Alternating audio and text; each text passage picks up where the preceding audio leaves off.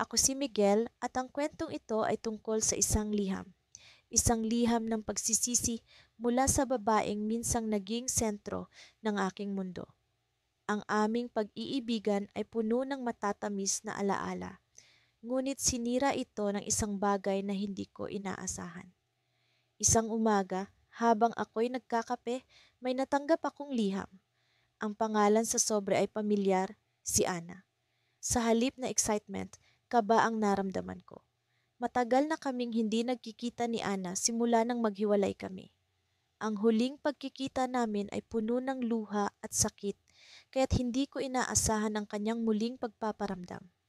Sa liham nakasaad ang kanyang mga hinanakit at pagsisisi. Isang pag-amin ng pagkakamali na nagpatigil sa oras. Hindi ko alam kung paano haharapin ang mga salitang iyon, pero alam kong kailangan kong malaman ang dahilan sa likod ng kanyang pagbalik. Lagi kitang naaalala, Miguel. Ito ang mga unang salita ng kanyang liham.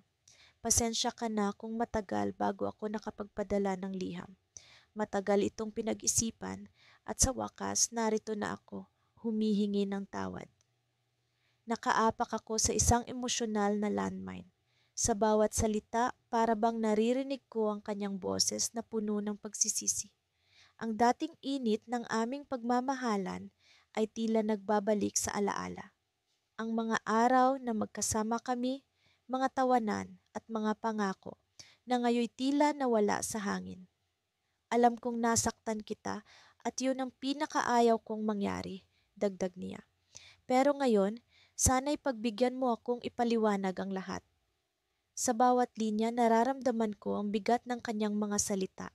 Hindi ko alam kung kaya kong muli siyang pagkatiwalaan, pero ang pag-usbong ng damdaming itinago ko ay hindi ko mapigilan. Ang liham na ito ay puno ng misteryo. Ano nga ba ang nais niyang iparating? Ano ang tunay na dahilan ng kanyang pagbabalik? Hindi ko maiwasang bumalik ang alaala ng huli naming pag-uusap. Ang mga salitang binitiwan namin ay masakit. Ang mga pangarap na pinagsaluhan ay nasira. Ngunit ngayon, sa kanyang liham, tila may pag-asang muling bumangon. Miguel, gusto kong ipaliwanag kung bakit nangyari ang lahat. Kung paano ako naging bulag sa mga bagay na mas mahalaga. Patuloy niya, sa kabila ng lahat, ikaw pa rin ang nasa puso ko. Habang binabasa ko ang liham, nararamdaman ko ang kanyang sakit, ang pagsisisi, at ang pag-asang muling maayos ang aming relasyon. Pero ang tanong, handa ba akong magbigay ng pangalawang pagkakataon sa isang taong minsang nagpabagsak sa akin? Ang liham ni Ana ay isang imbitasyon para sa isang bagong simula. Ngunit sa bawat pahina, nararamdaman ko ang pag-aalinlangan. Paano kung ang lahat ng ito ay isang laro lamang? Paano kung sa kabila ng pagsisisi ay may nakatagong motibo sa likod ng kanyang mga salita? Sa huli ng kanyang liham, may isang pahayag na nagpatigil sa akin. Isang bagay na hindi ko inaasahan. Miguel, may lihim akong gusto kong ipagtapat. Isang bagay na maaaring magbago sa lahat. Ang mga salitang iyon ang nagbigay ng twist sa kwento. Ang lihim na tinutukoy niya ay hindi ko pa alam, ngunit nararamdaman kong ito ang susing magbubukas ng isang bagong kabanata ng aming kwento. Pagkatapos kong basahin ang unang pahina ng kanyang liham, tila bumalik lahat ang alaala. Ang bawat salita ay parang sibat na tumatama sa puso ko. Naramdaman ko ang bigat ng mga salitang kanyang isinulat, ang sakit na tila matagal kong kinikimkim, ngunit pilit kong nilalabanan. Hindi ko alam kung kakayanin kong tapusin ang pagbasa, ngunit ang kamay ko ay tila may sariling isip. Binuksan ko ang pangalawang pahina. Alam kong wala akong karapatan na humingi ng tawad, lalo na sa paraang ganito. Sa kabila ng lahat ng nasabi at nagawa ko, alam ko ring hindi ko maibabalik ang mga panahong nasayang. Pero sa bawat gabi na mag-isa ako sa kwarto, iniisip kita. Iniisip ko kung paano kita nasaktan. Iniisip ko kung paano kita iniwan ng walang paliwanag, ng walang sapat na dahilan. At higit sa lahat, iniisip ko kung paano ko sinayang ang pagmamahal mo. Napabuntong hininga ako. Ang mga tanong na matagal nang bumabagabag sa akin ay unti-unting nagkakaroon ng sagot. Ang tanong na, bakit? Napaulit-ulit kong tinatanong sa sarili ko noong iniwan niya ako ng walang babala. Mukhang sa wakas ay magkakaroon na ng kasagutan. Pero kasabay ng pag-usbong ng mga sagot na iyon ay ang muling pagbalik ng sakit. Ang sakit ng pagtanggap na hindi na maibabalik ang mga panahong magkasama kami. Ang sakit ng pag-alala sa mga gabing mag-isa kong nilalabanan ang lungkot at galit. Noong araw na iniwan kita, hindi ko alam kung paano kita haharapin.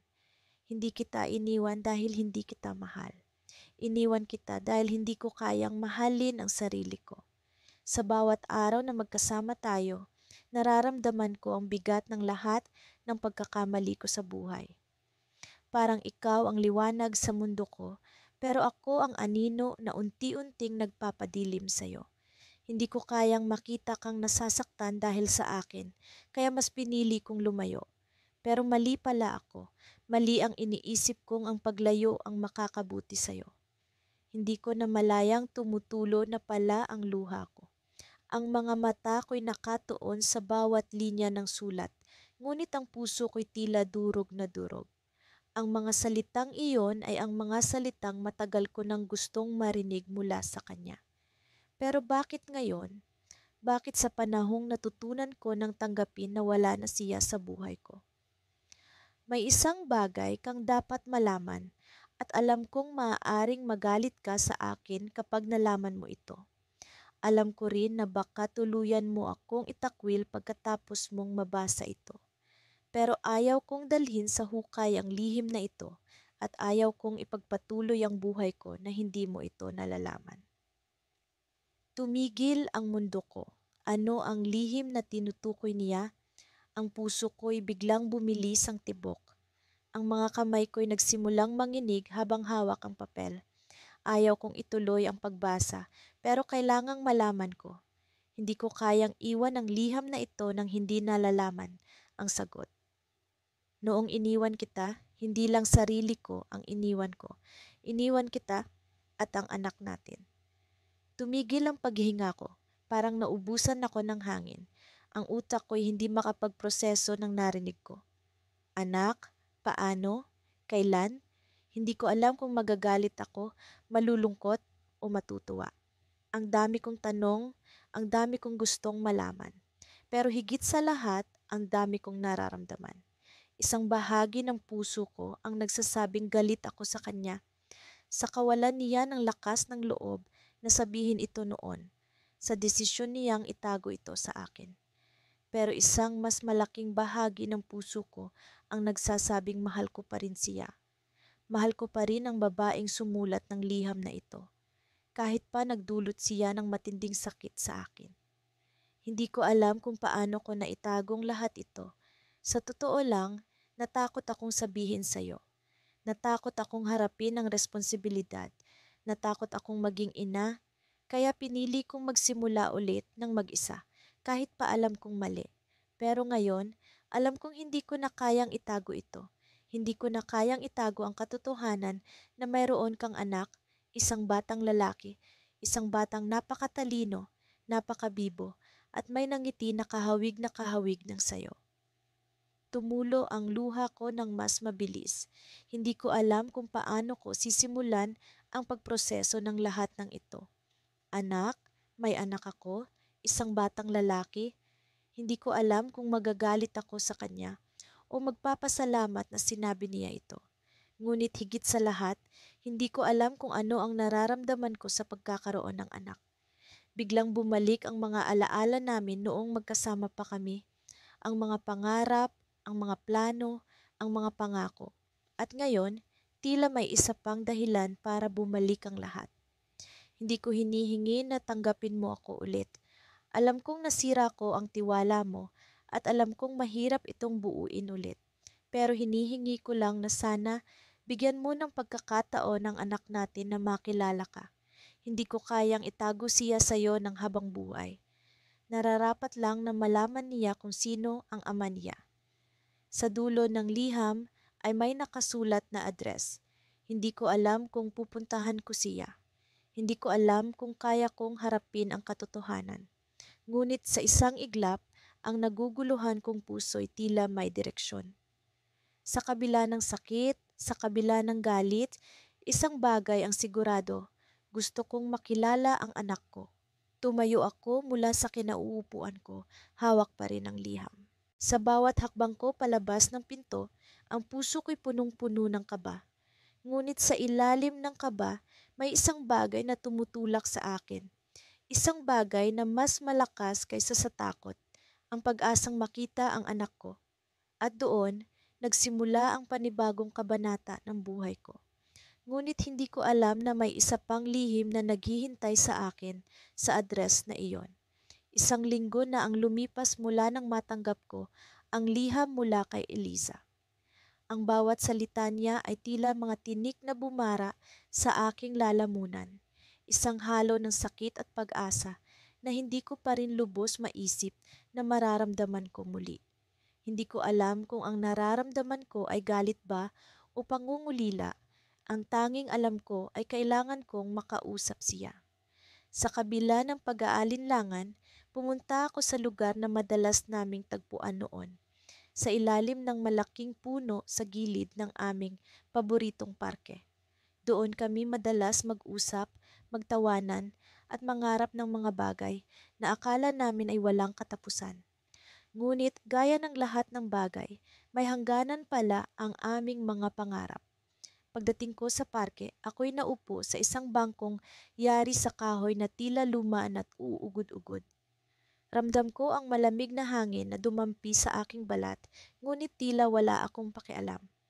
Ang tanging nasa isip ko ay ang mga alaalang pilit kong kinalimutan, mga alaalang bumabalik ngayon na parang walang habas na alon sa dagat. Bigla kong naramdaman ang presensya ni Elisa sa likod ko. Hindi ko alam kung paano, pero alam kong siya iyon. Nang lingunin ko siya, nakita ko ang kanyang mga mata na puno ng pangungulila at pagsisisi. Hindi ko rin maiwasang mapansin ang kanyang mga pisngi na bahagyang namumula dahil sa lamig ng hangin. Salamat sa pagpunta, Marco, bungad ni Elisa habang mabagal siyang naupo sa tabi ko. Ang kanyang boses ay puno ng pag-aalinlangan, tila natatakot sa anumang maaaring mangyari sa aming pag-uusap.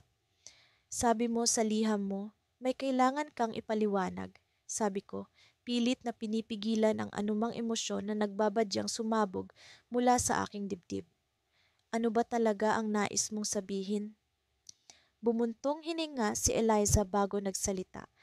Alam kong hindi naging madali para sa iyo ang lahat ng nangyari. Ang pagkakamali ko, ang pag-alis ko nang walang paalam, lahat ng iyon ay hindi ko na mababawi. Pero gusto kong malaman mo, Marco, na mahal kita. Mahal na mahal. Ang kanyang mga salita ay tila mga pana na tumama sa aking puso. Hindi ko alam kung paano ko siya sasagutin. Minsan, ang mga simpleng salita ay may kakayahang magdulot ng pinakamalalim na sugat. Mahal mo? Tanong ko, pilit na pinipigilan ang pag-alon ng damdamin. Kung mahal mo ako, bakit mo ako iniwan? Tumingin si Eliza sa malayo, sa mga batang naglalaro sa damuhan. Iniwan kita hindi dahil hindi kita mahal, kundi dahil takot akong masaktan ka ng higit pa. May mga bagay sa buhay ko na hindi ko kayang ipaliwanag noon. Mga bagay na hindi ko kayang kontrolin. Anong mga bagay? Tanong ko, puno ng pag-aalala at pag-usisa. Gusto kong malaman ang buong katotohanan kahit masakit man ito o hindi. Minsan, may mga bagay sa pamilya ko na mahirap ipaliwanag. Hindi ko nais na madamay ka, Marco. Gusto kong maging masaya ka kahit wala ako sa tabi mo. Hindi ko alam kung paano ko iintindihin ang kanyang mga dahilan. Pero sa kabila ng lahat, nararamdaman kong may sinseridad sa kanyang mga mata. Ang mga mata niyang puno ng pighati at pag-asang sanay mapatawad ko siya.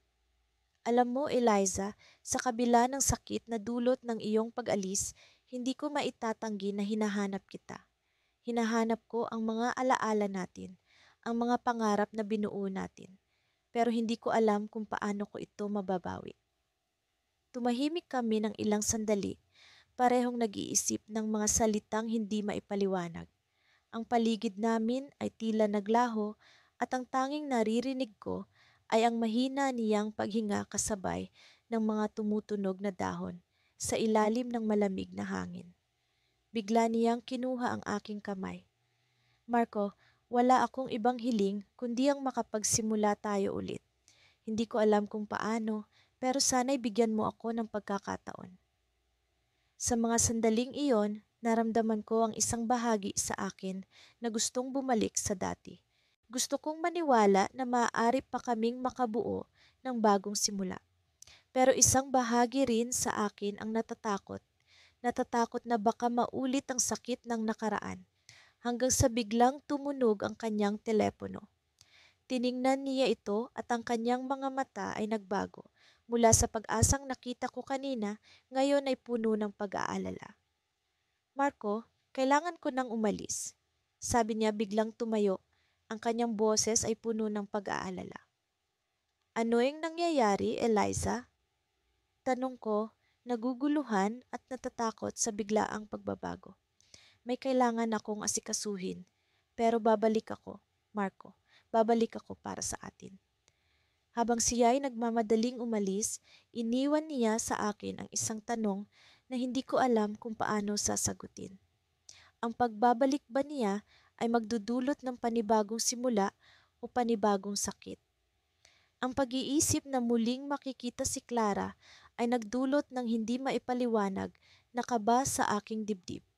Hindi ko alam kung paano ko haharapin ang lahat ng damdaming matagal ko ng pilit na ikinukubli. Ngunit sa kabila ng aking takot, may bahagi sa akin na nagnanais na makita siya, na maramdaman muli ang init ng kanyang presensya.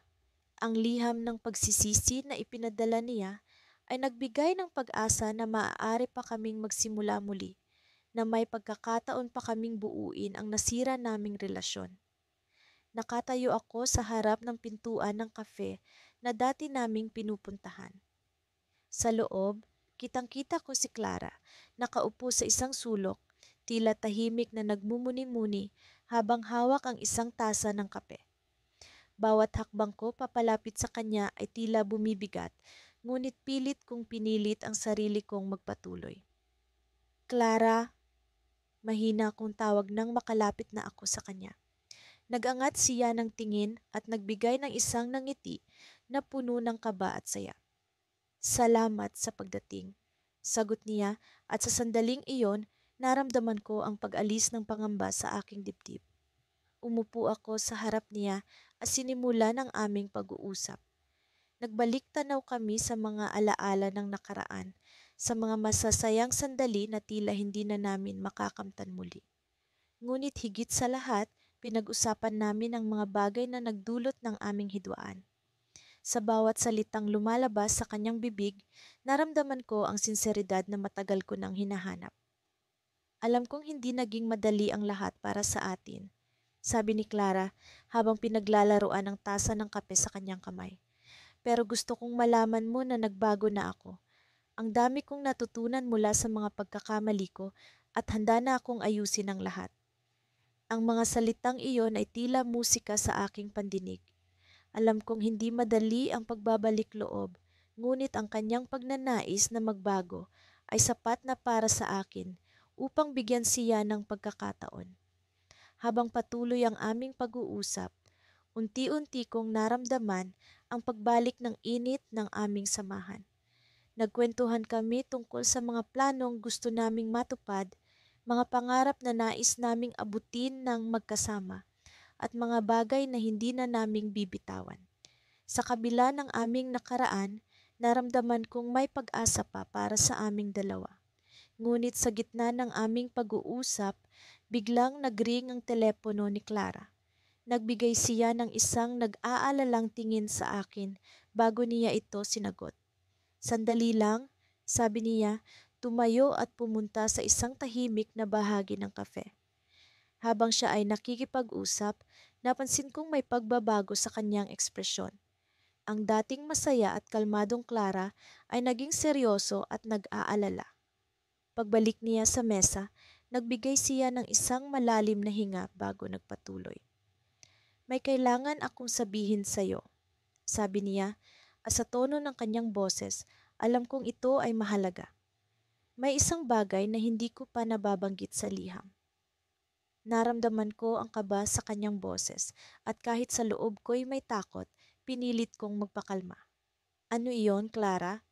Tanong ko habang hawak ang kanyang kamay. Ang tawag na iyon mula kay Miguel. Ang pangalan ay tila isang kidlat na dumaan sa aking isipan. Si Miguel, ang taong naging sanhi ng aming hidwaan, ang dahilan ng aming pag-aaway at paglalayo. Hindi ko alam kung paano ko sasabihin sa'yo, pero bumalik siya at gusto niyang makipagkita. Sa sandaling iyon, naramdaman ko ang pagguho ng lahat ng pag-asa na binuo ko sa aming pag-uusap.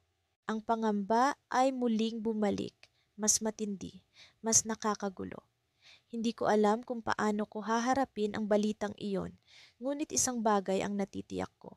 Hindi ko hahayaan na ang nakaraan naming pagkakamali ay muli pang sumira sa aming kinabukasan.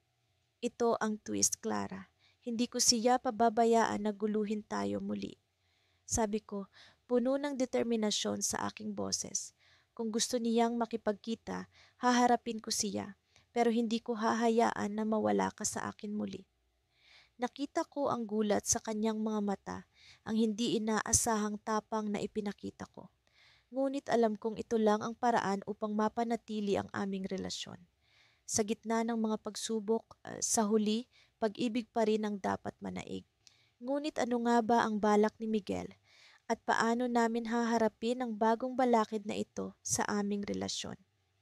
Sa puntong iyon, natapos ang aming pag-uusap sa isang hindi inaasahang cliffhanger. Ngunit sa kabila ng lahat, naramdaman kong may pag-asa pa para sa amin ni Clara at handa akong harapin ang anumang pagsubok na darating. Sa araw na iyon, hindi ko akalaing magiging ganito kahirap ang pagbasa sa liham na isinulat ko para kay Eliza. Nasa harapan ko siya ngayon at ang bawat paghinga niya ay tila bumibigat sa hangin. Nakatingin siya sa akin, malalim, puno ng katanungan at pangamba. Alam kong ito na ang pagkakataon para ipahayag ang lahat ng nararamdaman ko. Ang lahat ng pagsisisi, pag-amin at sana pag-asa. Nagsimula ang lahat sa isang simpleng pagkakamali. Simula ko, hawak ang liham na nanginginig ang mga kamay. Isang maling desisyon na unti-unting nagpatong-patong hanggang sa nawala na ang tiwala mo sa akin. Ramdam ko ang pagtama ng bawat salita sa kanya. Para bang nakikita ko ang bawat piraso ng sakit na dulot ng mga nagawa ko. Hindi ko alam kung paano ko nagawa iyon kay Eliza, ang taong nagbigay ng lahat, ang nagmahal sa akin ng buo, sa kabila ng lahat ng pagkukulang ko. Eliza, alam kong hindi ko na maibabalik ang panahon, pero sa pag-amin na ito, umaasa akong maibabalik ko man lang ang tiwala mo sa pagkatao ko. Sabi ko habang iniabot ang liham. Napansin ko ang bahagyang pagkilos ng kanyang kamay, parang nag-aalala kung tatanggapin ba niya ito o hindi. Alam mo, Miguel, simula niya, ang tinig niya ay puno ng sakit at pag-aalinlangan. Ang mga sugat na dulot ng mga salita at gawa ay mahirap maghilom. Pero sa ilang linggo na nagdaan, naisip ko rin na baka may bahagi rin ako sa nangyari. Hindi ko inaasahan ang mga salitang iyon. Ako'y natigilan. Paano niya nasabi iyon? Hindi ko alam na sa kanyang kalooban ay may pag-aalinlangan siya sa sarili. Sa kabila ng lahat, siya pa rin ang nagbigay sa akin ng pagkakataon na ipahayag ang lahat ng nararamdaman ko. Naaalala ko ang mga araw kung saan pakiramdam ko'y hindi kita naiintindihan, patuloy niya. Minsan, sa sobrang pagod ko sa trabaho at sa mga personal na alalahanin, hindi ko na rin napapansin na unti-unti na tayong nagkakalayo. Ang bawat salita niya ay pumipintig sa puso ko. Hindi ko alam na may ganito palang nararamdaman si Eliza at sa mga panahong iyon, hindi ko siya nasuportahan. Ako ang naging dahilan kung bakit siya nagduda sa sarili niya at sa amin. Pero Miguel, Pagpapatuloy niya habang tinitingnan ang mga mata ko. Hindi ko ito sinasabi para sa iyo lamang. Sinasabi ko ito para sa atin. Sa puntong ito, naisip ko na ang liham na isinulat ko ay hindi nangangahulugan ng pagtatapos, kundi ng bagong simula. Ang mga salitang nakapaloob dito ay tanda ng pag-amin at pag-asa na muli pang mabubuo ang nasirang ugnayan.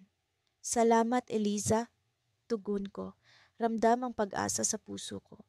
Ang lahat ng ito ay hindi para lamang sa akin. Ang bawat pagsisisi, bawat pag-amin ay para sa ating dalawa. Muli kong iniabot ang liham at sa pagkakataong ito, tinanggap niya ito. Ang paghahawak niya sa papel ay tila paghawak din sa mga bagay na dapat naming pag-usapan. Ang mga sugat ay hindi basta gumagaling, pero sa pagtanggap niya sa liham, naisip ko na ito ang simula ng pagpapagaling. Habang binabasa niya ito, nakita ko ang mga mata niya ay punong-puno ng emosyon. Ang bawat salita ay tila nagbibigay sa kanya ng pag-asa na maaaring maayos pa ang lahat. Nagkaroon kami ng mahabang pag-uusap, puno ng pag-amin, pag-unawa at pag-asa. Ngunit sa dulo ng araw na iyon, habang kami naglalakad pa uwi, isang hindi inaasahang pangyayari ang naganap. Sa kabila ng pag-uusap namin, ang hangin ay tila nagdala ng isang malamig na pagbabanta. Isang tawag ang dumating sa telepono ni Elisa. Elisa, kailangan mong pumunta dito. May nangyari, ang sabi ng tinig sa kabilang linya. Ang kanyang mukha ay biglang nagbago, puno ng pag-aalala. Hindi ko alam kung ano ang nangyari, pero ramdam ko ang bigat ng sitwasyon. Miguel, kailangan ko munang pumunta sa ospital. Si Mama. Hindi niya natapos ang sasabihin. Nanginginig ang kanyang boses, puno ng takot at pag-aalala. Dito nagwakas ang araw namin, puno ng pangamba at hindi inaasahan. Ang aming pag-uusap ay naputol ng isang tawag na maaaring magbago ng lahat. Sa kabila ng pag-amin at pag-asa, isang bagong pagsubok ang dumating sa amin. Ang liham ng pagsisisi ko ay naging simula ng pag-asa. Ngunit sa pagdating ng bagong pagsubok, hindi ko alam kung paano kami makakatawid sa mga darating na araw. Sa kabila ng lahat, umaasa akong ang bagong simula ay hindi matatapos sa isang tawag lang. Minsan, nagtataka ako kung paano nagkakaroon ng kapangyarihan ang mga salitang nakasulat sa papel. Ang mga titik, kahit gaano kasimple, ay nagiging tulay ng damdamin, nagiging tagapaghatid ng mga panaginip at pangarap, ng mga pasakit at pagsisisi. Sa harapan ko ngayon, nakalatag ang liham na matagal ko nang hindi nabubuksan, isang bahagi ng nakaraan na pilit kong nilimot. Sa kabila ng lahat, hindi ko maikakaila ang pag-asa na maaari itong magdala ng kapayapaan sa magulong damdamin ko. Nagsimula akong magbasa at bawat salita ay tila may sariling tinig, bumubulong sa akin ng mga alaala ng nakaraan. Mahal kong Andrea, simula ni Marco, ang dating kasintahan ko. Mula pa lang sa unang linya, naramdaman ko ang bigat ng kanyang mga salitang pinag-isipan. Hindi ko alam kung paano ko sisimulan ang liham na ito, ngunit alam kong kailangan kong subukan. Sa mga sumunod na pahayag niya, binalikan niya ang mga sandaling masaya pa kami, mga gabing walang pag-aalala, mga umaga na puno ng ngiti at mga pangakong akala ko noon ay hindi mababali. Ngunit sa bawat pag-alaala, may kasunod na pag-amin. Hindi ko naisip na ang mga desisyon ko ay magdadala ng lamat sa ating relasyon, Andrea. Hindi ko naisip na ang pagtakbo ko palayo sa mga problema ay mag-iiwan sa iyo ng sugat na hindi ko na maaaring gamutin. Ang mga salitang iyon ang nagpatibok ng puso ko sa takot at pag-asa. Takot sa mga maaaring nalaman na niya at pag-asa sa posibleng pagbabago. Ang liham ay punong-puno ng pagsisisi, ng pagnanais na bumalik sa nakaraan at ayusin ang mga pagkakamali. Ngunit alam kong hindi na ito maaari. Ang isang bagay na hindi ko inaasahan ay ang susunod na bahagi ng kanyang sulat. Nalaman ko ang isang bagay Andrea, isang bagay na nag-ugat sa lahat ng pagdududa ko noon. Ang mga salitang iyon ay tila kumatok sa puso ko. Nagpapaalala ng isang lihim na itinago ko kahit sa sarili ko. May isang taong nagbigay sa akin ng impormasyong akala ko ay totoo. Isang bagay na bumago sa pananaw ko sa iyo. Sa puntong ito, hindi ko mapigilang mapahinto sa pagbabasa. Sino ang taong iyon? Ano ang sinabi sa kanya? Ang damdamin ng pagkabahala ay unti-unting lumalaganap sa aking pagkatao. Hindi ko alam kung dapat ko bang husgahan si Marco o kung dapat kong husgahan ang sarili ko sa hindi ko pagsisiwalat ng katotohanan. Bumalik ako sa liham at ipagpatuloy ang pagbabasa. Ngunit sa huli, Andrea, napagtanto ko na ang mga salitang sinabi sa akin ay pawang kasinungalingan. Ang taong iyon ay hindi dapat pagkatiwalaan at pinagsisisihan ko na naniwala ako sa kanya. Nalaman ko rin ang totoo na ikaw ay naging tapat sa akin sa kabila ng lahat ng pag-aalinlangan ko. Hindi ko alam kung ano ang mas masakit, ang pag-aakalang si Marco ay naniwala sa kasinungalingan o ang katotohanang hindi ko siya napigilang mag-isip ng masama tungkol sa akin. Ang liham ay patuloy sa paglalantad ng mga pag-aamin ni Marco, ang pagsisisi niya sa kanyang mga desisyon, at ang pagnanais niyang magkaroon ng pagkakataon na makabawi. Ang nais ko lang, Andrea, ay ang magkaroon ng pagkakataon na makausap ka muli, na maipaliwanag ko sa iyo ang lahat. Alam kong mahirap ito, ngunit hindi ko na matiis ang katahimikan. Sana sa isang araw ay makahanap tayo ng oras para pag-usapan ang lahat ng ito. Sa pagtatapos ng liham, isang pangungusap ang bumuhay sa akin ng pag-asa, ngunit nag-iwan ng takot. May isa pang bagay na kailangan mong malaman, isang bagay na magbabago sa lahat ng ito.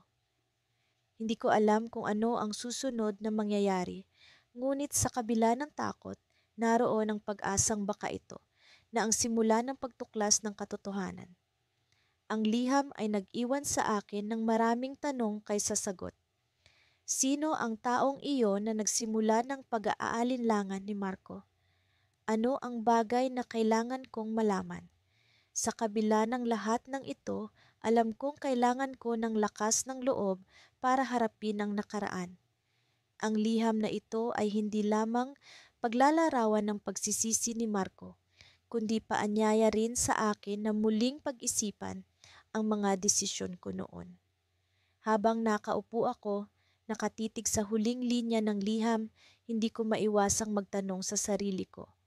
Handa ba akong harapin ang katotohanan, kahit pa ito ay magdulot ng sakit? Ang liham ni Marco ay isang paalala na ang pag-ibig ay hindi laging tungkol sa saya, kundi pati na rin sa pag-unawa at pagtanggap sa pagkakamali. Sa huli, ang tanong ay hindi lamang kung kaya ko bang patawarin siya, kundi pati na rin kung kaya ko bang patawarin ang sarili ko. Ang mga araw na lumipas ay tila patuloy na nagdadala ng bigat ng aking mga alaala. Hindi ko maalis sa isip ang kanyang mukha, ang kanyang mga mata na tila nagsusumamo ng kapatawaran sa kabila ng lahat ng sakit na idinulot namin sa isa't isa.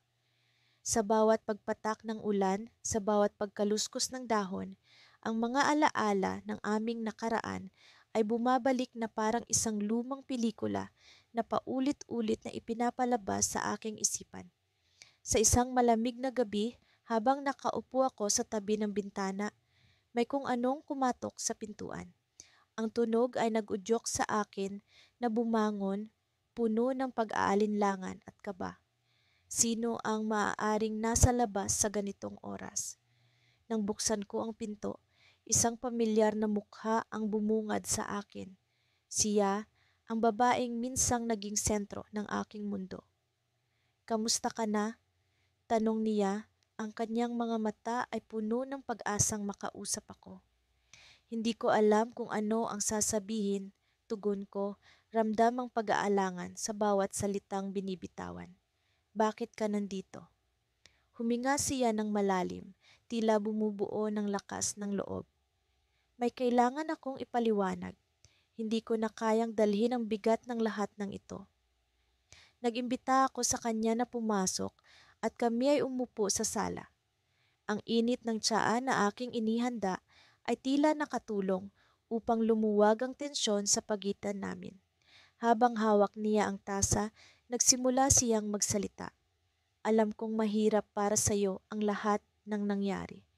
Ang mga pagkakamali ko, aniya, ang kanyang boses ay puno ng pagsisisi. Ngunit may mga bagay na hindi mo alam. Mga bagay na hindi ko nasabi noon. Nagsimulang bumalot ang katahimikan sa pagitan namin habang hinihintay ko ang kanyang kasunod na sasabihin. Noong mga panahong nagkakalabuan tayo, may nangyari sa akin na hindi ko inaasahan. Nalaman kong may sakit ako, isang uri ng cancer na hindi ko inaasahan. Ang takot na mawala ang lahat, pati na ang buhay ko, ay natakot akong ipakita sa iyo. Mabilis na bumigat ang pakiramdam ko. Hindi ko inasahan ang ganitong revelasyon, ang sakit na kanyang tiniis ng mag-isa. Bakit hindi mo sinabi sa akin? Tanong ko, puno ng pagkalito at awa. Natakot akong mawala ng kontrol. Natakot akong maging pabigat sa iyo. Gusto kong ipaglaban iyon mag-isa. Ngunit sa proseso, nasaktan kita, paliwanag niya, habang ang luha ay unti-unting bumagsak sa kanyang mga mata. Hindi ko maiwasang mag-isip sa mga panahong kami ay nag-aaway, sa mga pagkakataong nagkasakitan kami ng damdamin. Paano ko hindi nakita ang kanyang pagdurusa? Paano ko siya napabayaan sa kanyang oras ng pangangailangan? Hindi ko alam, sabi ko, ang boses ko ay puno ng pagsisisi. Kung alam ko lang, sana nagawa kong maging mas maunawain. Sana nagawa kong samahan ka sa laban na iyon. Init pa siyo. Ngumiti siya kahit papuno ng luha ang kanyang mga mata. Nandito ako ngayon, hindi para humingi ng kapatawaran, kundi para ipaalam sa iyo ang katotohanan. Gusto kong magpatuloy kahit pa hindi mo ako mapatawad. Dito ko naramdaman ang tunay na kahulugan ng pag-ibig. Ang kakayahang magpatawad sa kabila ng sakit. Ang kakayahang umintindi sa kabila ng hindi pagkakaintindihan. Habang iniisip ko ang lahat ng ito, naramdaman ko ang pagnanais na ipaglaban ang nararamdaman ko para sa kanya. Ngunit bago ko pa man maipahayag ang aking damdamin, isang tawag ang dumating sa kanyang telepono. Nagbago ang kanyang ekspresyon mula sa pagiging kalmado patungo sa pagkabigla. Kailangan kong umalis, sabi niya, ang kanyang boses ay puno ng urgency. Ano ing nangyari? Tanong ko, puno ng pag-aalala. Isang emergency. Kailangan ko talagang pumunta. Sagot niya habang tumatayo at nagmamadaling naglakad papunta sa pintuan. Bago siya lumabas, tumingin siya sa akin, puno ng pag-asang magkakaroon pa ng pagkakataon para sa amin. Hindi ito ang pagtatapos, may kailangan ka pang malaman pero hindi ngayon. At sa kanyang pag-alis, naiwan akong nakatayo doon, puno ng tanong at pag-aalala. Ano ang maaaring mangyari? Ano pa ang hindi ko alam? Sa kabila ng lahat ng sakit, ang aking puso ay puno ng pag-asa na ang aming kwento ay hindi patapos, na may pag-asa pang maghilom ang sugat ng nakaraan. Sa puntong iyon, naramdaman ko ang tunay na kahulugan ng pagmamahal, ang kakayahang maghintay, ang kakayahang umasa, kahit pa ang kinabukasan ay puno ng hindi kasiguraduhan. Sa paglapit ng umaga, ang aking puso ay puno ng pag-asa na ang liham ng pagsisisi ay maaaring maging simula ng isang bagong kabanata. Mahal kong Elise, habang binabasa mo ang liham na ito, umaasa akong mararamdaman mo ang bawat salita, bawat damdaming isinulat ko dito. Matagal na akong hindi nakapagsalita sa iyo. Hindi dahil sa kawalan ng oras, kundi dahil sa kakulangan ng lakas ng loob na harapin ang katotohanan. Simula nang maghiwalay tayo, araw-araw akong ginigising ng bigat ng pagsisisi. Ngayon, sa wakas, narito ako. Sinusubukang magbukas ng puso ko sa iyo sa pamamagitan ng mga salitang ito. Ang mga alaala natin, Elise, ay parang mga bituin sa madilim na kalangitan. Mga liwanag na palaging nariyan kahit hindi laging nakikita. Naalala ko pa rin ang unang beses na nagkita tayo, ang mga ngiti mong bumalot sa puso ko ng init na hindi ko kailanman naramdaman sa iba. Ang mga simpleng sandali natin, kagaya ng pagtawas sa mga walang kwentang biro, ang paglalakad sa ilalim ng ulan, at ang mga gabing magkasama tayong nanonood ng mga pelikula, ay hindi ko na maibabalik. Ngunit ang mga ito ang bumuo sa akin, ang nagbigay sa akin ng pag-asa sa mundong minsang naging malamig at walang kulay. Minsan, iniisip ko kung bakit nga ba nagawa kong saktan ka. Ang lalaki na nangako sa harap mo na hindi ka kailanman iiwan, siya rin ang nagwasak sa puso mo. Hindi ko ginusto, Elise, hindi ko ginusto. Ngunit sa mga panahong iyon, mas pinili ko ang sarili kong takot kaysa sa pagmamahal na kaya kong ibigay. Ang takot na hindi ko kayang maging sapat para sa iyo, na hindi ko kayang panindigan ang mga pangakong binitiwan ko. Sa likod ng bawat pagkakamali ay ang kawalan ng tiwala sa sarili, ang kawalan ng lakas na bumangon sa kabila ng mga insecurities. Sa huli, ang takot na iyon ang nagdulot ng lamat sa relasyon natin, ang nagpatuloy sa mga alitan at hindi pagkakaintindihan. Kung kaya't, Elise, sa liham na ito, nais kong humingi ng tawad, isang tunay na tawad na nagmumula sa pinakamalalim na bahagi ng puso ko. Ngunit bakit nga ba ngayon? Bakit ko ito ginagawa ngayon? Isang katanungan na matagal ko nang tinatanong sa sarili ko. Sa paglipas ng mga buwan, natutunan ko na ang pagmamahal ay hindi lamang tungkol sa pag-aalaga, kundi tungkol din sa pagtanggap ng pagkakamali. Ito ay tungkol sa pag-unawa na ang mga pagkukulang ay bahagi ng pagiging tao, at sa kabila ng mga ito, may pag-asa pa ring bumangon at magsimula muli. Nang makita kita sa isang coffee shop ilang linggo na ang nakalilipas, natigilan ako. Ikaw pa rin ang Elise na kilala ko, ngunit may kakaibang liwanag sa iyo na hindi ko nakita noon. Para kang isang bagong nilalang na puno ng pag-asa at kasiyahan. Hindi ko alam kung ako ang may dala ng pagbabago sa buhay mo o kung natutunan mo lang talagang maging maligaya kahit wala ako. Ngunit isa lang ang sigurado ko, nais kong maging bahagi ng bagong Elise na iyon kung papayagan mo ako. Sa pag-asang ito, Elise, nais kong malaman mo na may plano akong bumalik sa bayan natin. Nais kong harapin ang mga alaala na naiwan ko, ang mga lugar na pinupuntahan natin, ang mga tao na naging saksi sa ating pagmamahalan. Handa akong magsimula muli, hindi lamang para sa sarili ko, kundi para sa atin. Alam kong hindi madaling ayusin ang mga nasira, ngunit umaasa akong may pag-asa pa rin para sa muling pagbuo. Ngunit bago ko tapusin ang liham na ito, may isang bagay na nais kong ipaalam sa iyo. Habang sinusulat ko ito, hindi ko maiwasang mapangiti sa isang hindi inaasahang balita.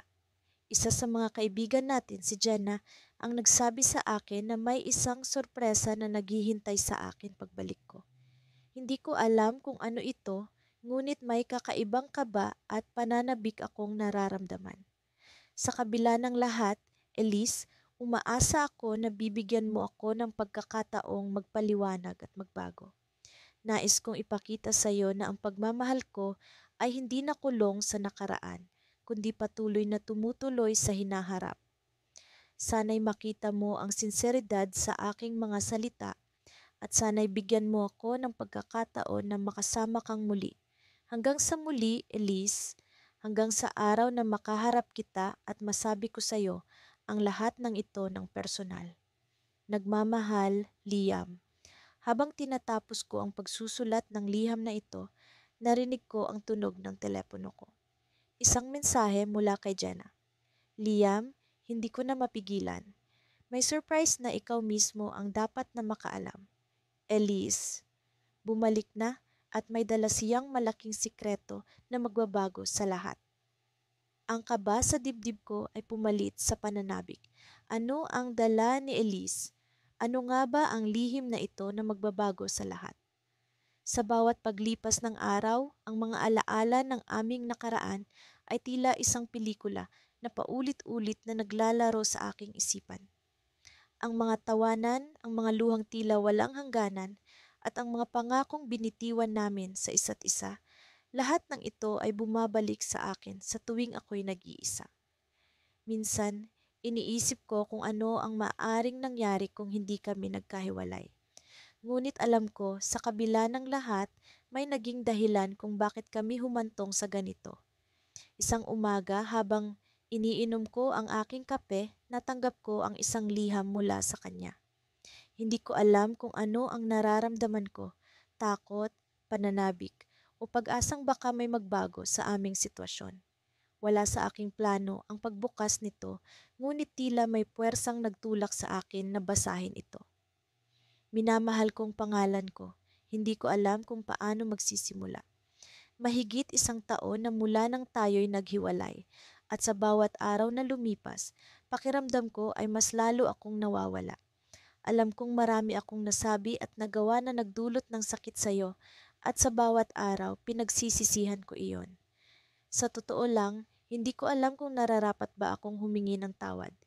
Baka sa puntong ito, mas mabuti nang kalimutan mo na ako. Ngunit may mga bagay na hindi ko kayang itago, hindi ko kayang kalimutan.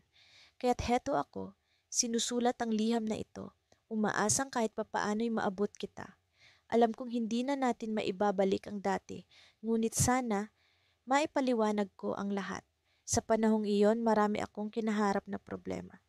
Hindi ko kayang buksan ang sarili ko sa iyo, hindi dahil sa hindi kita pinagkakatiwalaan, kundi dahil sa takot na baka hindi mo maintindihan. Nagkamali ako. Sa halip na magtiwala, pinili kong magtago. Sa halip na umamin, pinili kong tumakas. Gusto kong malaman mo na mahal kita. Minahal kita ng buong puso, at kahit hanggang ngayon, ikaw pa rin ang laman ng bawat pintig nito. Alam kong hindi na ito mahalaga sa iyo, ngunit sana'y malaman mo ito. Naaalala ko pa ang huling beses na nag-usap tayo. Ang sakit ng mga salitang binitiwan natin, ang mga luha na tila walang katapusan. Sa mga oras na iyon, gusto kong yakapin ka, ngunit alam kong hindi na tama. Kaya't pinili kong umalis, pinili kong lumayo. Ngunit ngayon, nagbago na ako. Hindi ko alam kung paano mo ito tatanggapin o kung makikita mo ang pagbabago sa akin. Ngunit gusto kong malaman mo na ginagawa ko ito hindi lamang para sa atin, kundi para sa sarili ko rin. Para matutunan kong harapin ang mga problema at takot ng hindi nagtatago. Kung sakaling may pagkakataon, gusto kitang makausap. Hindi ko hinihiling na bumalik ka sa akin, ngunit sana'y makapag-usap tayo kahit bilang magkaibigan. Sana'y mapatawad mo ako kahit hindi ko ito nararapat. Mahal kita at palaging mahal kita. Gulong-gulo ang isip ko habang binabasa ang bawat linya ng kanyang liham.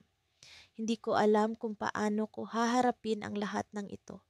Ang sakit ay naroon pa rin, ngunit sa likod ng sakit na iyon, may puwang para sa pag-unawa. Nagbago na siya at sa kabila ng lahat, nararamdaman ko ang sinseridad sa kanyang mga salita. Ngunit ang tanong ay, handa na ba akong harapin siya muli? Kaya ko bang ibalik ang tiwala na minsang nawala? Habang iniisip ko ang lahat ng ito, natanggap ko ang isang text mula sa kanya. Isang simpleng mensahe, ngunit may dalang napakalaking mensahe. May gusto akong ipakita sa iyo. Sana'y makapunta ka sa coffee shop na dati nating pinupuntahan mamayang gabi. Hindi ko alam kung ano ang kanyang balak, ngunit tila may puwersang nagtutulak sa akin na pumunta. Ang mga alaala ng nakaraan ay naglalaro sa aking isipan muli, puno ng kaba, puno ng pag-asam. Sa loob ng coffee shop, nakaupo siya sa sulok, tila may hawak na isang bagay. Habang papalapit ako, nakita ko ang isang maliit na kahon sa mesa. Hindi ko alam kung ano ang laman, ngunit ang kanyang mga mata ay puno ng pag-asam at kaba. Bago mo buksan, gusto kong malaman mo na ang laman nito ay bahagi ng pagbabago ko. Sabi niya habang itinutulak ang kahon papunta sa akin. Binuksan ko ang kahon at laking gulat ko nang makita ang isang singsing. Ang singsing na dati niyang ibinigay sa akin, ngunit ngayon ay may bagong inscription. Sa loob nito nakasulat ang mga salitang pag-asa at pagbabago. Doon ko naisip, Maaaring ito na ang simula ng bagong kabanata para sa amin, o baka naman ito ang huli. Ngunit ang isang bagay ay sigurado, ang aming kwento ay hindi pa tapos. Ang araw na ito ay tila isang bangungot na hindi ko na magisingan. Matagal ko nang hindi naririnig ang kanyang tinig at sa bawat umaga ay tila siya pa rin ang bumubulong sa akin ng magandang umaga. Ngunit ngayong araw na ito, sa wakas ay magkikita kami muli. Isang pagkakataon na hindi ko inaasahan, ngunit malinaw na hindi ko rin maiiwasan. Nagsimula ang araw sa pagbuo ko ng lakas ng loob. Ang liwanag ng araw ay tila nag-aalangan ding sumilip sa aking bintana. Parang alam nitong ang pagbabalik tanaw na ito sa nakaraan ay hindi magiging madali. Nagbihis ako ng formal, isang bagay na bihira kong gawin mula nang maghiwalay kami. Habang tinititigan ko ang sarili ko sa salamin, napansin kong may bahagyang pagbabago sa akin. Hindi ko na siya kasama, ngunit dala ko pa rin ang alaala ng aming nakaraan. Sa pagtatagpo namin, hindi ko maiwasang maalala ang mga araw na magkasama kami. Ang mga paglalakad sa baybayin, ang mga tawanan sa ilalim ng buwan, at mga lihim na ibinulong namin sa isa't isa na ngayon ay tila mga alaala na lamang. Ngunit ngayon, may liham siyang isusuko sa akin, isang liham ng pagsisisi, ayon sa kanya. Pagdating ko sa kapehan na napagkasunduan namin, hindi ko maiwasang kabahan. Ang paligid ay tila puno ng mga alaala. Ang mesa kung saan dati naming inuupuan, ang mga tasa ng kape na dati naming sinisimsim habang nagkukwentuhan. At doon, sa isang sulok, nakita ko siya. Nakatitig siya sa labas ng bintana, tila nawawala sa isang mundo ng kanyang sariling pagninilay-nilay. Kamusta? Ang bati ko habang dahan-dahang umupo sa harapan niya. Nagangat siya ng tingin at ngumiti, isang ngiting puno ng mga damdaming matagal nang inilibing sa nakaraan. Salamat sa pagpunta, sabi niya.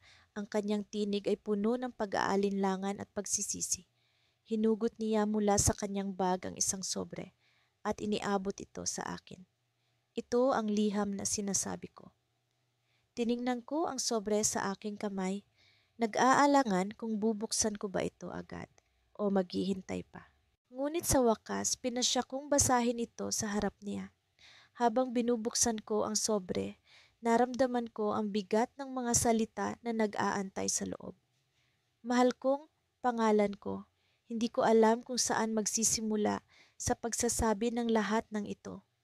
Alam kong matagal na akong dapat humingi ng tawad, ngunit sa bawat araw na lumilipas, lalong lumaki ang agwat sa pagitan natin na parang isang bangin na hindi ko matawid. Ang mga pagkakamali ko ay naging hadlang sa ating dalawa at alam kong naging sanhi ito ng sakit para sa iyo. Naaalala mo ba ang araw na naghiwalay tayo? Umuulan noon at ang mga patak ng ulan ay tila mga luha na hindi ko maipakita sa iyo. Sinasabi kong hindi ko na kaya, ngunit ang totoo, hindi ko lang matanggap ang mga pagkukulang ko. Ngayon, humihingi ako ng tawad. Hindi ko inaasahan na matatanggap mo agad ako, ngunit nais kong malaman mo na nagsisisi ako. Ang mga araw na lumipas ay puno ng pagninilay-nilay at pagsisisi. Nais ko lang na makabawi, kahit sa anong paraan. Sana'y mapatawad mo ako. P.S. May isang bagay na kailangan mong malaman. Ang dahilan ng lahat ng ito ay hindi lang dahil sa akin. May isang lihim na dapat kong sabihin sa iyo. Habang binabasa ko ang liham, naramdaman ko ang pag-agos ng damdamin sa loob ko. Ngunit sa huling bahagi ng liham, nabalot ako ng pagkalito. May lihim? Ano ang hindi ko alam? Tumingin ako sa kanya at nakita ko ang takot sa kanyang mga mata. Takot na dala ng mga salitang nakabaon sa lihim na hindi ko pa nalalaman. Bakit ngayon mo lang sinabi ito? Tanong ko, hindi ko maitago ang pag-aalala sa aking boses. Iyon ang dahilan kung bakit ko nais na magkita tayo. Sagot niya, ang tono niya ay puno ng kaba. May isang bagay na kailangan mong malaman at hindi ko ito kayang sabihin sa liham lamang. Ang kanyang mga mata ay tila puno ng misteryo at pag-aalala. At sa sandaling iyon, naramdaman kong ang aming kwento ay hindi pa tapos. Sa kabila ng sakit at pagsisisi, may bagong kabanata na naghihintay. Ngunit ano ang lihim na ito at paano ito makakaapekto sa amin? Napatingin ako sa kanya at sa mata naming dalawa, alam kong may isang bagay na magbabago. Ngunit handa na ba akong malaman ang katotohanan? Mahal kong Elisa, ilang araw na rin ang lumipas mula nang isulat ko ang huli kong liham para sa iyo. Sa mga panahong ito, hindi mapawi ang bigat na dinadala ko. Ang pagsisisi ay tila isang aninong hindi ko matakasan.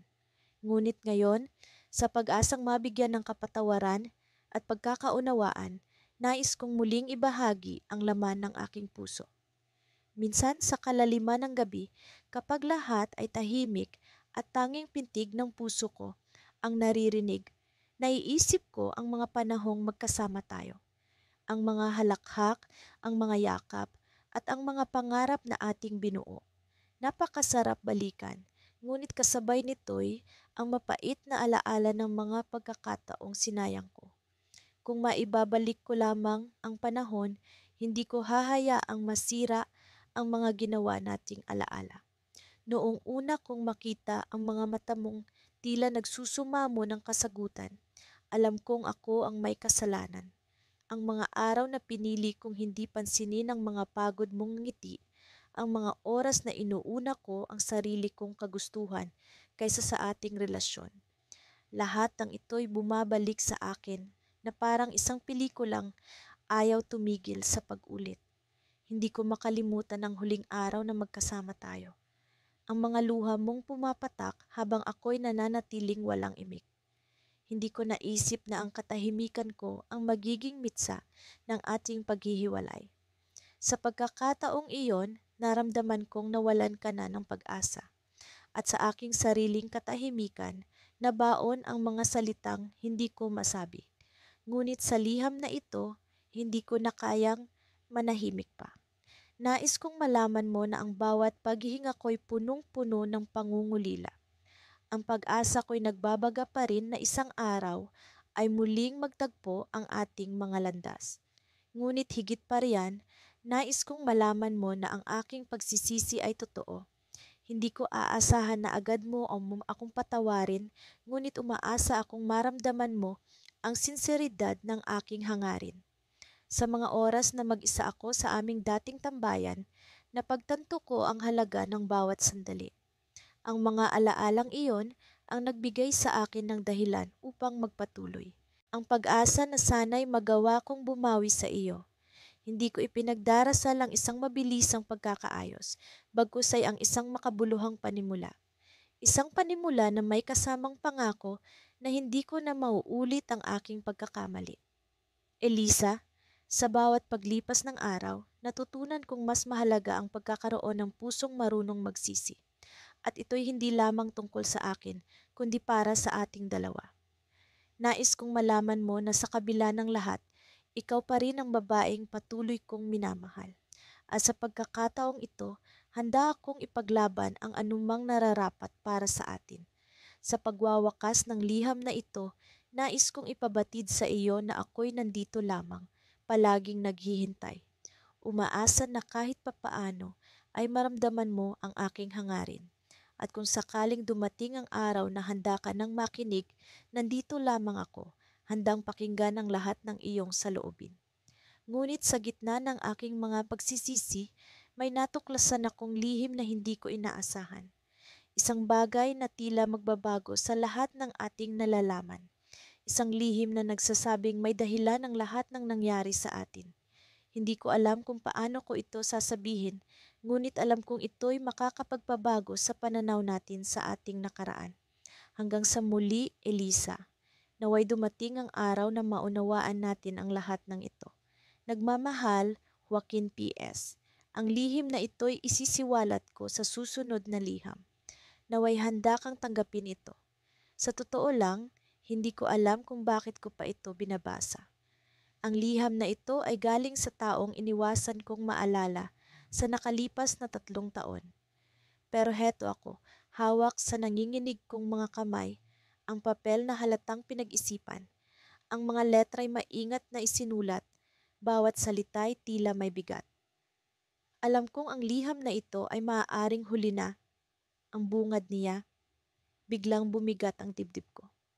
Naaalala ko pa ang huling beses na nag-usap kami ni Clara. Ang boses niya noon ay puno ng galit, ng mga salitang hindi ko na sana maririnig muli. At ngayon, naririto siya sa anyo ng mga salitang nasa harapan ko. Sa totoo lang, hindi ko alam kung paano kita sisimulang kausapin, lalo na kung alam kong ako ang dahilan ng lahat ng sakit na dinadala mo ngayon. Pero kailangan kong subukan. Hindi ko nais dalhin mo ito habang buhay. Napahinto ako sa pagbabasa. Ang daming alaala ang bumabalik. Ang mga tawanan namin sa ilalim ng bituin. Ang mga pangarap na sabay naming binuo. At ang araw na nagkahiwalay kami, ang araw na sinira niya ang lahat. Ilang segundo akong nakatitig sa papel bago ko ipagpatuloy. Alam kong galit ka sa akin at hindi kita masisisi. Ako rin naman galit sa sarili ko. Hindi ko alam kung paano ko nagawang iwang ka ng ganoon kadali. Hindi ko alam kung bakit ko pinili ang sarili ko kaysa sa tayo. Pero, Ramon, gusto kong malaman mo na hindi iyon isang madaling desisyon para sa akin. Napailing ako. Madali niyang sabihin na mahirap iyon, pero siya ang umalis. Siya ang nagdesisyon na iwan ako sa kawalan habang siya'y lumisan. Siguro iniisip mo, bakit pa ako sumusulat ngayon? Ramon, hindi ko rin alam kung may puwang pa ako sa buhay mo. Pero naniniwala akong kailangan kong subukan. Dahil kung hindi, baka lalo lang akong lamunin ng pagsisisi. Pagsisisi. Parang ang dali lang sabihin, pero ang sakit na iniwan niya sa akin ay higit pa sa kahit anong pagsisisi. May kailangan din akong aminin sa iyo. Isang dahilan kung bakit ako umalis. Isang bagay na hindi ko kailanman nasabi sa iyo noon. Alam kong baka lalo ka lang magalit sa akin kapag nalaman mo, pero karapat-dapat kang malaman ng totoo. Napapitlag ang puso ko. Ano pa? Ano pa ang hindi ko alam? Wala na bang katapusan ng mga revelasyon niyang ito? Ramon, noong mga panahong iyon, natatakot ako. Natakot akong baka hindi ko kayanin ang mga pangarap nating dalawa. Hindi ko masabi sa iyo, pero may mga bagay akong tinatago. Mga problema at takot na hindi ko kayang ipakita sa iyo. At may isang bagay pa, tumigil muli ang mga mata ko sa pagbasa. Bakit tila ang bawat salita niya ay parang patibong, palapit ng palapit sa isang bagay na hindi ko sigurado kung kaya kong marinig. Ramon, may nangyari bago ako umalis. Isang bagay na hindi ko alam kung paano ko haharapin noon. Buntis ako. Nanlaki ang mga mata ko. Ang hininga ko'y tila naipit sa lalamunan. Paulit-ulit kong binasa ang mga salitang iyon, pilit inaarok ang bigat ng mga ito. At instead mo, buntis siya? Paano niya naitago ito sa akin? At nasaan ang bata? Hindi ko alam kung ano ang nararamdaman ko sa mga sandaling iyon. Galit, takot, o yung mas masakit pa sa lahat, panghihinayang. Alam kong hindi kita kinausap noon at alam kong kasalanan ko kung bakit hindi mo nalaman. Pero Ramon, hindi ko alam ang gagawin ko. Natakot akong sabihin sa iyo. Natakot akong baka lalo lang tayong masira. Kaya pinili kong umalis at itago ang lahat. Itinago niya. Itinago niya habang ako'y naghahanap ng sagot sa kawalan. Habang ako'y nagtatanong kung saan ako nagkulang. Ngunit hindi pa tapos ang kanyang liham. Ramon, gusto kong malaman mo na ginawa ko ang lahat para sa anak natin. Siya ang dahilan kung bakit ako nagkaroon ng lakas na magsimula muli. Pero ngayon, gusto niyang makilala ka. Hindi ko alam kung paano kita haharapin, pero ito ang paraan ko para sabihin ito. May anak tayo, Ramon, at kung handa ka, gusto ka niyang makilala. Ang mga kamay ko'y nanginig, ang puso ko'y bumilis ang tibok. Ang mga salitang iyon ay tumama sa akin ng buong lakas. May anak ako, isang anak na hindi ko kailanman nakilala, hindi ko man lang nasilayan. At doon, sa dulo ng liham, nabasa ko ang mga huling salita niya. Kung handa kang makita siya, narito kami sa bayan. Hihintayin kita sa parking paborito nating puntahan. Alam kong hindi ko alam kung anong sagot mo, pero sana bigyan mo kami ng pagkakataon. Clara. Ngunit sa sulok ng papel, may nakasulat pang isang linya na tila siningit lang niya sa huling sandali. At may isang bagay pa, Ramon, hindi siya nag-iisa. Hindi ko alam kung ano ang ibig niyang sabihin. Ngunit sa sandaling iyon, alam kong wala nang atrasan. Kailangan ko silang makita.